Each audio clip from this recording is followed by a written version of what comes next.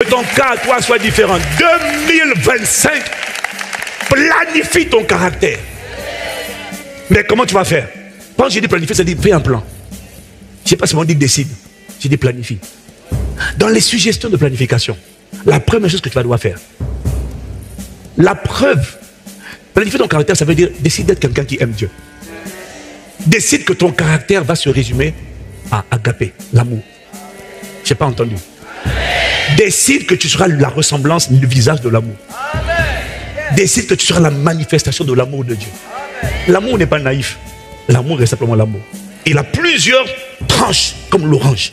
La bonté, l'humilité, la douceur, la foi, la joie, la paix, la douceur, la patience, la persévérance. C'est ça.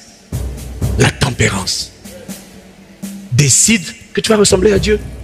C'est pour ça que tu as été créé. C'est pour ressembler à Dieu. Il a dit, faisons l'homme à notre image, selon notre ressemblance. Tu n'as pas été créé pour ressembler à autre chose. Ton caractère a été prévu pour ressembler au caractère de Dieu. C'est ce qu'on appelle le fruit de l'esprit. Décide. Car avant la fin de l'année, on ne trouvera plus en toi l'amertume, les critiques, la jalousie. Décide que tu vas ressembler à Jésus. Décide que tu vas fonctionner normalement. Décide que ton caractère sera normal. Ton caractère n'est pas normal quand tu es amer, aigri, jaloux, impudique. Non, non, non. Ton caractère est normal quand tu ressembles à Jésus. Donc décide de venir à ta normalité. Décide d'être normal selon le standard de Dieu. Ton caractère n'a pas d'impudicité. C'est la sainteté. Décide. Décide. Dieu va te faire trouver faveur et grâce, mais décide d'abord. Après, planifie. Concrètement, comment je planifie ça? Dans les actions concrètes, décide de lire la Bible tous les jours. Parce que pour que le caractère de Dieu soit formé, il faut que tu obéisses à la parole de Dieu. 1 Jean 5, verset 3 à 5, car l'amour de Dieu consiste à garder ses commandements. La preuve que tu vas aimer Dieu cette année, ce n'est pas ta chanson, ton service, c'est l'obéissance. Quand Dieu parle, tu dis, moi j'obéis. Tu seras saint comme je suis saint, c'est dit, ah, tu dis à l'impudicité, j'aurais aimé te faire plaisir, madame l'impudicité, enfin monsieur, je ne sais pas comment tu t'appelles, mais je suis désolé, mais j'appartiens à l'époux. Je suis maintenant marié. Je ne commettrai pas l'adultère. Si quelqu'un est en Christ, il est une nouvelle création. Je suis désolé, mais je vais m'attacher à Jésus. Je vais obéir à Dieu. Parce que c'est la preuve que je l'aime. Ce n'est pas chanter, danser, non, c'est obéir. Pratiquer ses commandements. Mais comment peux-tu pratiquer des commandements que tu ne connais pas? La plupart d'entre nous, la raison pour laquelle tu te fais séduire par les apostates, c'est parce que tu ne connais pas la Bible. Tu ne l'as pas lu. Donc tu vois des comportements, tu te dis, ah mais si c'est le responsable, c'est que... Non, si tu connaissais la Bible, tu allais dénoncer les œuvres infructueuses des ténèbres. Tu allais dire, non, ça c'est pas Dieu, ça c'est pas la Bible, ça c'est le contraire de ce que la Bible dit. Mais les apostates prospèrent parce qu'ils tombent souvent sur des gens qui sont ignorants des Écritures. Est-ce que c'est faux? Ils ne connaissent pas les Écritures. Quand tu connais les Écritures, tu sais ce qui est biblique ou ce qui n'est pas biblique. Donc du coup, tu peux faire le trait, tu peux faire le tri. Décide de connaître la Bible. Et de manière concrète, décide de lire la Bible tous les jours. Applique mon secret. Tant que je n'ai pas lu les Écritures, je refuse de manger. Mange d'abord ton âme, donne d'abord à manger à ton esprit et à ton âme avant de donner à manger à ton corps. Oui, c'est vrai, il y a des jours où je ne respecte pas ça, c'est vrai. Mais au moins la plupart du temps, je respecte. C'est ça que je te dis, tu n'attendais pas la perfection, mais au moins commence quelque chose. Décide déjà, commence à suivre ça. Même si sur 7 jours, tu as lu la Bible avant de manger 4 jours, c'est déjà un très bon commencement. Ne culpabilise pas, acclame Jésus pour toi-même. Tu es en train de marcher vers la manifestation du caractère de Jésus.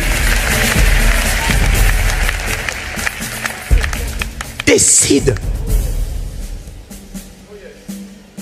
Tu as envie de manger? Oh, j'ai faim. Attends d'abord. Tu dis non, non, j'ai fait un pacte avec moi-même. Lis d'abord. Prends un chapitre, 2 chapitres, lis. Réfléchis quand tu lis. Et comme tu as faim, lis vite. Lis. Médite. Réfléchis. Donne-toi 10 minutes. Le repas là peut attendre 10 minutes. Donne-toi 10 minutes. Et puis quand tu as fini, ferme vite la Bible et puis couche le repas. Il n'y a pas de problème. Mais au moins ton esprit a mangé et puis là... Ah, kalama sakata payaka. Si tu acclames Jésus, acclame-le bien. Je suis toujours émerveillé par toi qui es assis depuis le début. Tu es assis, les gens sont debout. Tu es un hippopotame, on dirait un éléphant. Depuis que tout le monde est debout là, toi tu es assis, on dirait un éléphant. Tu pèses, on dirait 120 kilos. Oh, obèse spirituel. Tu as du mal à te lever. La parole rentre, toi tu es là. Malakata parakata. Décide à quoi va ressembler ton caractère.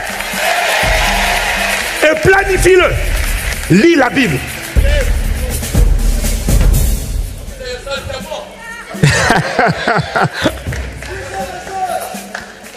Et quand tu lis la Bible, cette année, décide de ne pas tolérer une seule forteresse qui va te pousser à désobéir à Dieu. C'est-à-dire, hein, je répète, refuse la moindre excuse. C'est-à-dire, ne dis pas, non mais cette fois-ci je ne pardonne pas, parce que ce qu'il a fait là c'est mauvais. Là tu es en train de tolérer les forteresses. Quand tu lis la Bible, décide de la mettre en pratique. Et décide de ne pas accepter la moindre voix qui va te dire, non mais dans ton cas là tu comprends, oh la manière dont tu as traité, ce qu'on t'a fait là, ah si c'était moi, laisse-moi, je suis l'amertume, la tristesse, non, oh, non, laisse-moi rentrer en toi. Tu dis non, j'ai décidé que mon caractère va refléter agapé.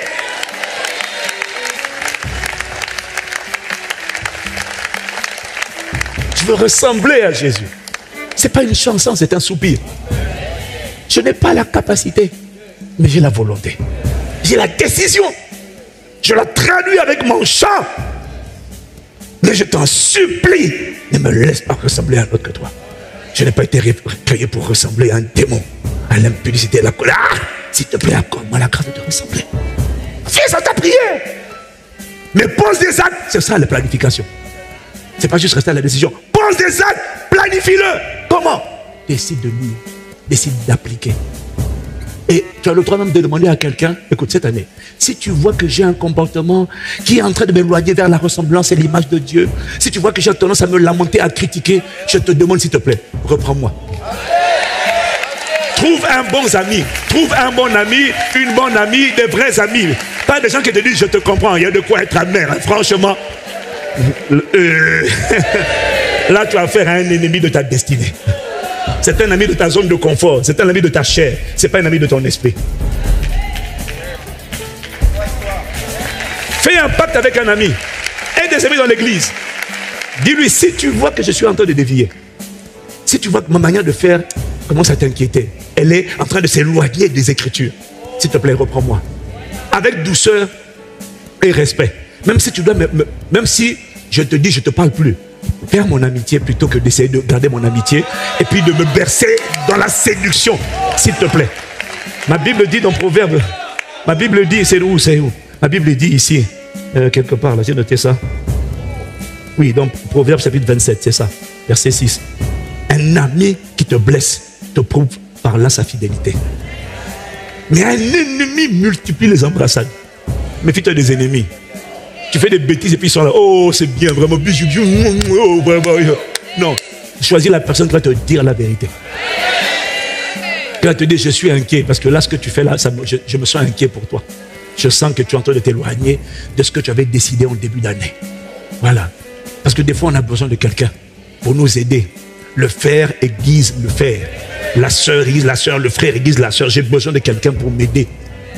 Que Dieu te donne ce genre de bonnes personnes. De véritables amis au nom de Jésus. Si tu dis Amen comme le tonnerre, ça te localise.